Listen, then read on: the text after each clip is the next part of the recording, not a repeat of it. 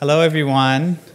Welcome to this session about resisting mental health stigma. I had to look back into the program about why we were in this room together.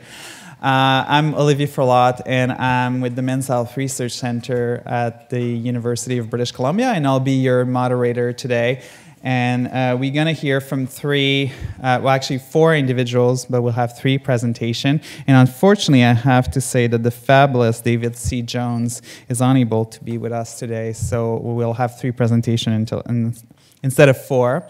And since they chose me as the moderator, I'm going to plug my own work very briefly. But I just, over the past year, I work with gay and bisexual men affected by suicide and ask them to take photographs about their experience. And we are actually currently having an exhibit of their photograph along with art installation that were done by these men, by some of these men in collaboration with a visual artist.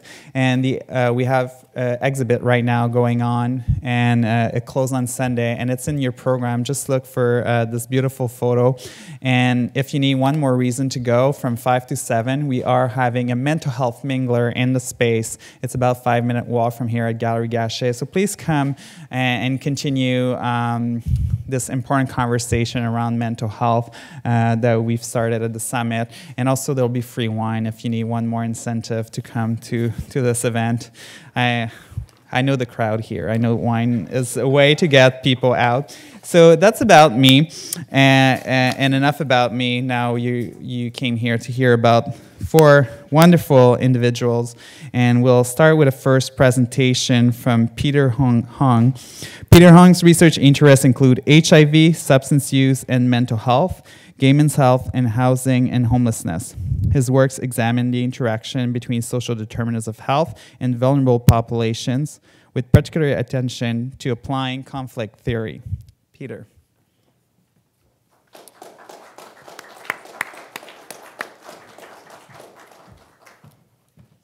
Great, thank you, Olivier.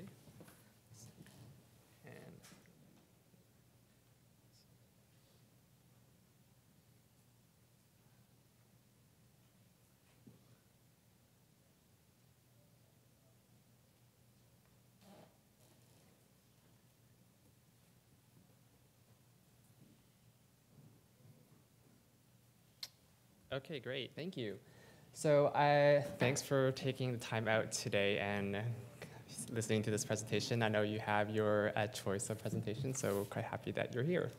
I'm going to be spending a few minutes talking about a research project that I'm involved in. It's called the Strength and Unity Project, and its aim is to reduce the stigma of mental illness among Asian men in Canadian communities.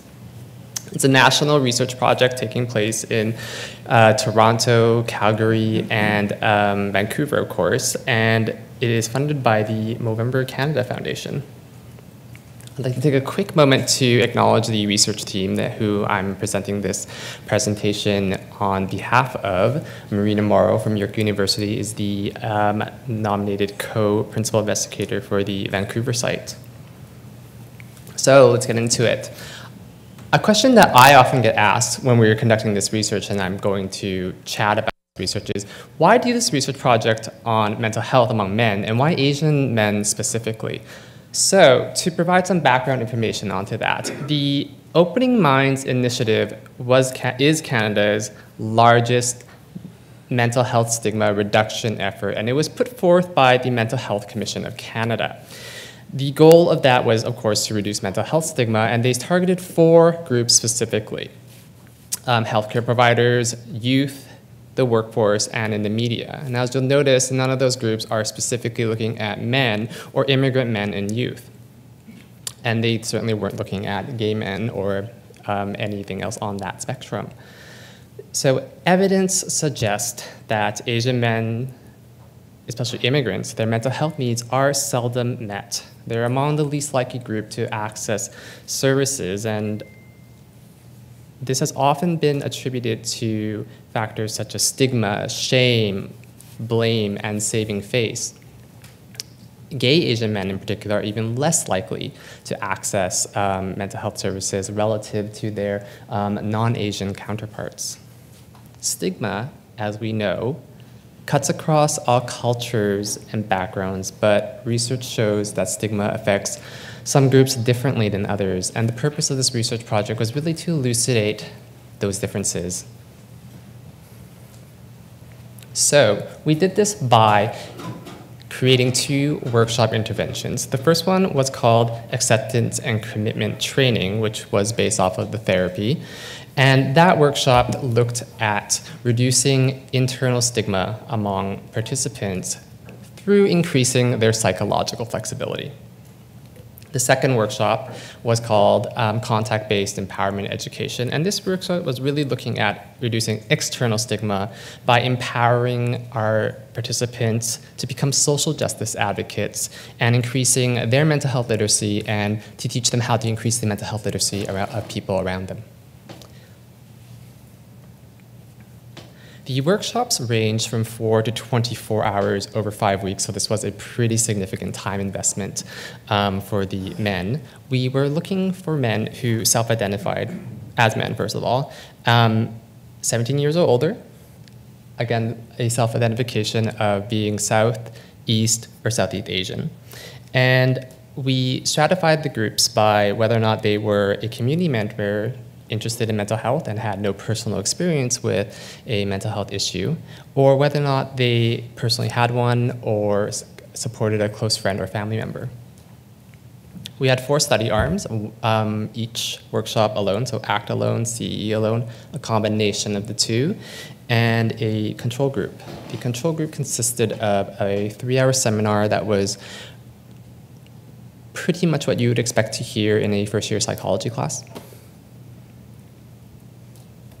So this was a mixed method study design. The quantitative data was collected several points in the study, a pre-intervention survey using several standardized surveys combined into one big questionnaire. And the same questionnaire was re-given to the participants immediately after completion of the workshops, at 3 months, and then at 6 months.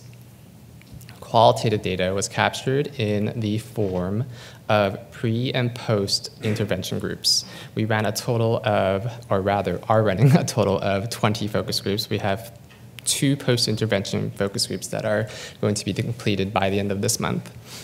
So to, I guess, sort of jump forward a little bit, this presentation will be about the preliminary findings of the data that we're looking at. We also asked participants to submit a monthly activity log to us, and this log was a very brief, perhaps 2-3 sentences, a paragraph at most, chat about how they were doing in terms of their mental health, whether or not they had engaged in the community to reduce mental health stigma, or whether or not they had reduced their own internal stigma. So the focus of today's discussion is to highlight preliminary findings from our focus groups and monthly activity logs, particularly among gay Asian men in the sample, using intersectionality as a framework for analysis. So what is intersectionality? I've got 2 definitions up here. So when we're looking at intersectionality and social inequity, we can perhaps understand the organization of power in society as being formed not by a single axis of social division or social position, such as race or gender or class or sexuality, but by many axes that work together to influence each other. Intersectionality can also be described as a research or policy paradigm that seeks to elucidate interactions between multiple social categories and systems of dominance and oppression. So our research is employing intersectionality to better understand how positions of difference and dominance related to gender, race, migration, social class, sexuality interact with mental illness stigma. So Crenshaw suggests that the experience of stigma is intersectionally produced, A, amplifying the effects of dominance and discrimination within society and culture, and B, to create very specific forms of discrimination. So with that, we sought to examine how stigma talk circulate among our participants, who we thought would A, reproduce or take up stigma talks, and B, resist stigma talk. So this is how we applied an intersectional lens to our research. So I wanted to emphasize that within this study design, we weren't looking for specifically for gay men. We actually had interaction with over 1,300 men, and 450 joined the study, and 370-ish completed their workshop series. So it's a big sample of men, especially when you're asking them to commit anywhere from 5 to 24 hours worth of workshops. However, the researchers and research team members were able to identify specific cases within the data through our roles as facilitators as well as our roles as analysts. And we did this through looking at our focus groups, our field notes, and our monthly activity logs. We used NVivo to facilitate this using text queries for those terms up there, and we also use synonyms just to branch out this search a little bit. So intersectionality was operationalized through our coding process. We found a lot of the text was coded under multiple nodes, and we recognized these overlapping nodes as reflecting the social positions and structures that the men interacted with. So we examined the ways in which the men in our study talked about mental health and found two broad themes: recognition of stigma in its intersections with masculinity and culture and sexuality, and men resisting stigma talk through externalizing inequities and social discourses that contribute to stigma. So let's go through some quotes to highlight this process. This first quote here is actually two heterosexual men speaking about LGBT men and people, and I thought it was a good example of, actually, let's read this up first. I think there's a tendency to isolate themselves because being under the LGBT category, people will, especially men who think they are HIV positive, there's stigma attached to that. And when having a mental illness, that would be a double whammy. So they tend to isolate themselves. They don't talk about it. I have friends who think LGBT is not an issue in Canada. It's not really an issue for them because they have so much social networking that they can help them deal with their own feelings. Compared to back in my country, it's really different for LGBTs. It's isolated. It's like they have to because it's a Catholic country. So it's really an issue for them once they talk about LGBT. So what I've done here is highlighted some intersections and social positions that we thought were relevant in the project. We see that heterosexual men recognize the double whammy of intersections of gay men and HIV stigma, as well as mental illness and location. Canada is a fairly liberal country, and our attitudes and policies are more gay-friendly than relative to other countries. However, this code is also simultaneously reproducing stigma. There's a recognition or a portrayal of HIV as stigmatizing and exceptional as opposed to any other sort of chronic illness that we might have out there. We also see social exclusion through the use of they. Onus of responsibility is on the stigmatized group, and in this case, it's gay men. We see how gay men don't want to talk about it, and they isolate themselves. There's recognition of these stigmas, recognition of these intersections also implicitly implies that the group that is being stigmatized is responsible for overcoming that stigma, and that society and culture doesn't play a role in that. We also note that the stigma of being gay and the stigma of being Asian and gay are not supported by either of those intersections. So there's an indication that there's a group that can be mentally ill and Asian, and there's a group that can be gay and mentally ill, but not within those three factors together. So let's move on to my next quote that would perhaps highlight that. And this one is from a gay man in the study. When I was dealing with being gay and having a mental illness, I just felt really overwhelmed, where there's like things flying at me from every direction. It's like the triple whammy: sexual minority, visible minority, mental illness. Then it's like I have no idea what's going on, and I don't know. at that time for me, it was very difficult to reach out to people. I think being in a positive community really helps. Because when I was at church, it was a positive influence for people, but when I was there, I was hearing a bunch of things, basically condemning everyone in the LGBT community to hell, right? So after, when I understood more, I knew that that wasn't a good place for me to be. So after I got out of that community, things got a lot better. So as you can see, there are a lot of intersections highlighted here. We see sexuality, race, ethnicity, and mental illness. These interact with religion, homophobia to create this triple whammy going on here.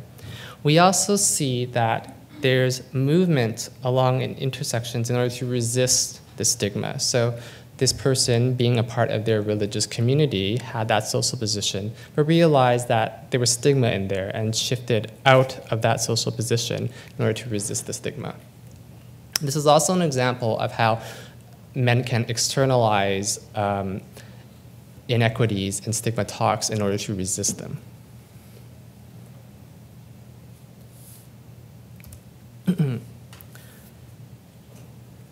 I have a lot of social anxiety because I am unsure of what stigmas are within different groups of people. Because of this, I am very wary, hesitant, shy, self-conscious, nervous, and rather arrogant in order to test the group. This is due to fear of ridicule for my sexuality and feminine behavior. I have been trying to be more open with myself and self-accepting by wearing whatever I want and by saying more personal stuff publicly, but in somewhat subtle ways.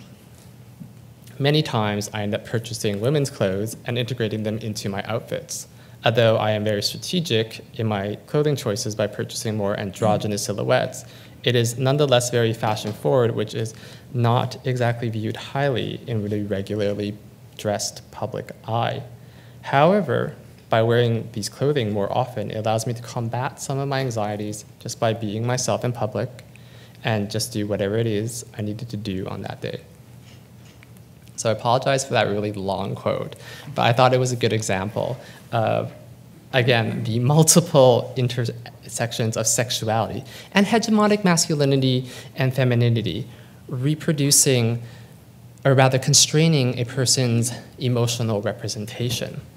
We also see here that there's a potential issue of microaggressions. This participant is talking about not being sure of what stigmas are within different groups of people. We also see culture and race playing into play when we look at sexuality and feminine behavior. We know Asian bodies and cultures tend to be hyper-femininized, both for males and females and any other genders on the spectrum. Resilience is hinted at here through wearing women's clothing that he knows is women's clothing, but perhaps the general public doesn't know. And again, this is probably an example of movement along intersections. This participation in the fashion-forward social position is resisting the stigma that is in the general public eye. So I'm going to quickly go through my final thoughts. Preliminary analysis suggests that Asian gay men's ability to recognize stigma and its intersections enhances their ability to resist stigma in their own lives, communities, and interpersonal relationships. The use of an intersectional lens highlights hegemonic masculinity constraining emotional representation. It also highlights how social positions can interact with social structural factors and mental illness to exacerbate negative impacts. We also see negotiation of identity and gender identity through multiple stigmas and oppressions of all the intersections. And in this case, it's hegemonic masculinity, sexuality, and mental health. And if you recall Crenshaw's definition of reproducing stigma, this is how specific stigmas are created. I'm going to end on this poster picture here. One of the sort of data that we also had in this project were artwork from our participants. And I thought this one was a great example of social change. As you can see, call for change is not supposed to be fun. So with that, thank you for listening to our presentation, and I'll take some questions.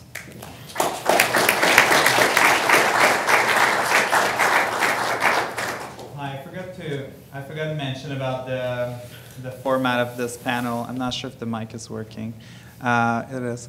Okay, thank you. So we'll have all the presentation. We'll take a couple questions, and it looks like someone keenly went to the mic and have a question for you, Peter. I do. I'm so fascinated by this project, especially because it's tapping into the notion that there are differences from group to group, ethnicity, race, all these multiple factors at play. So I'm so thankful to see that there is awareness from within the community, from the communities that you were working with. I guess the thing that I'm kind of sitting with is kind of wondering, are you going to publish a report? Because I would love to read it. And whether you've built in some ways to know what about the counseling or the programs, the interventions worked and did not work for the folks, because that kind of information is really helpful for those of us trying to do this work. So that's kind of my question. Mm-hmm. I think I can answer both questions at the same time. A, definitely having a report on whether or not these projects worked. And B, this project was meant to be very community-based. We had 5 formal partners around Vancouver and the Lower Mainland who work with Asian men in their communities, and they were particularly interested in taking these workshops if they were effective in order to increase their services to their clients. So we are assessing whether or not those workshops were effective by looking at change in stigmatizing beliefs and behavior, which is measured both quantitatively and qualitatively. Yeah. And just a follow-up question, was there any measures built in for asking what it was like for them to be in a group of peers? I guess it's difficult to compare versus because I'm assuming that they were mixed group of Southeast and Southeast Asian guys, to have that unique kind of sequestered approach. Is there some measures to find out if they enjoyed that measure? Yes, primarily on a qualitative side. Okay. One of the questions that we asked in the focus group was those experiences of being in the workshop, as well as obtaining workshop feedback forms after every single session. I'd also like to mention, and something I didn't do earlier during our methods section, was that the participants weren't segregated by age as well. So the age range went from 17 to 86. Wow. Yeah, and it was really interesting to actually see discourse from the focus groups and the feedbacks around the value that was obtained from younger men being in a group with older men who could share their experiences and perspectives. Simultaneously, the older men were often in the study because, let's say, they had, a adult relative or son who was dealing with a mental health issue, and being able to, I guess, hear the experiences of somebody similar age gave them something to out of the groups as well. Great. Yeah. Thank you so much. Thank you. Is there another question? Maybe I'll ask one then. I'm just kind of curious about a bit of your method and what kind of question. I think I think your work was a good application of intersectionality, and a lot of research wanting to do intersectionality are very puzzled about what kind of question they should ask to kind of so people discuss those intersections. So I'm just kind of curious if you can say a few words about the kind of question that led to those quotes that we saw. Mm-hmm. So on a qualitative side, a question that is asked to get at the intersections are, what do you think, or how do you think mental illness stigma affects different group of people? So we have additional probes to get people to talk about gay men, people who are of higher income or lower income, people who are new to country versus people who were born here. So those sort of probes were used to get men talking about intersections. Thank you. Thanks. Thanks, Peter.